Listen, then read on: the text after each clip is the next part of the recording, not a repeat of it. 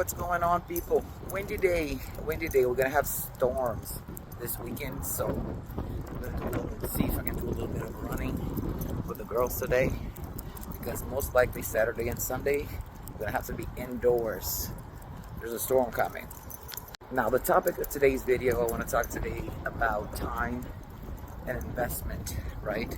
My time is your biggest investment.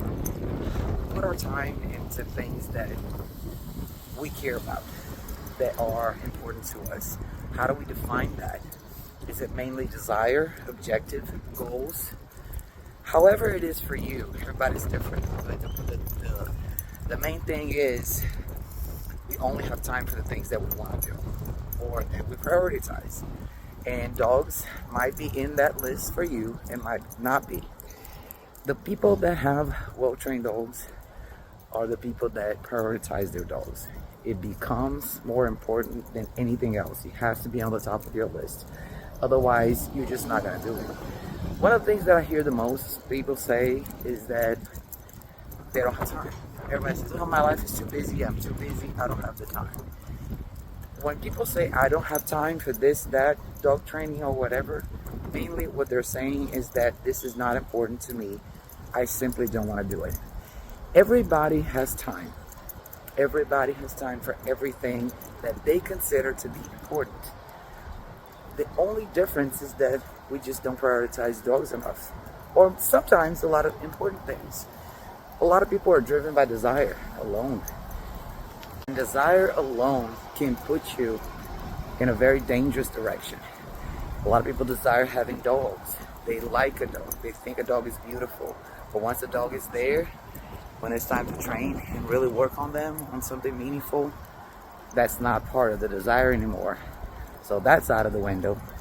So mainly, I think we have to be very objective, and we have to know how to balance emotions and rationale when it comes to choosing dogs or making that decision of having dogs in our lives, because it is a very long-term commitment. Training is not something that you do for 2 weeks, 3 weeks, or 2 or 3 months. It's something that has to be kept up for the life of the dog. And that means you're going to have to prioritize this in the long run. Are you ready for that? Fortunately, most people are not. And that is why a lot of people do invest in a dog. They do want to learn how to train and all that in the beginning of the dog's journey with you. And that quickly fades away.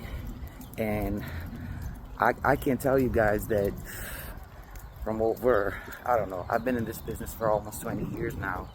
And I can tell you that most people fade away in 2 years, 3 tops. It's just not exciting anymore.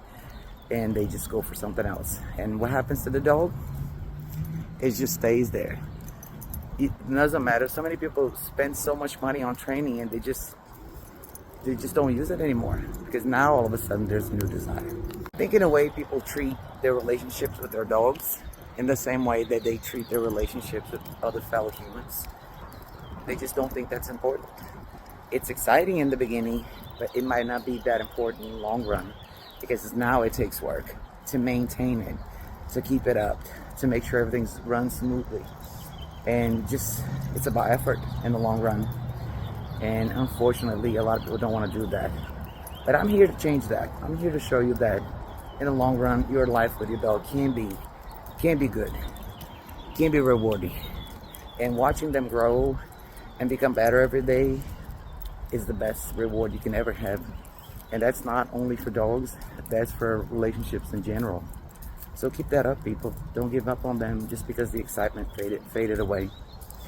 You didn't get into it. You didn't get into this relationship for the excitement. Don't leave because of the lack of it.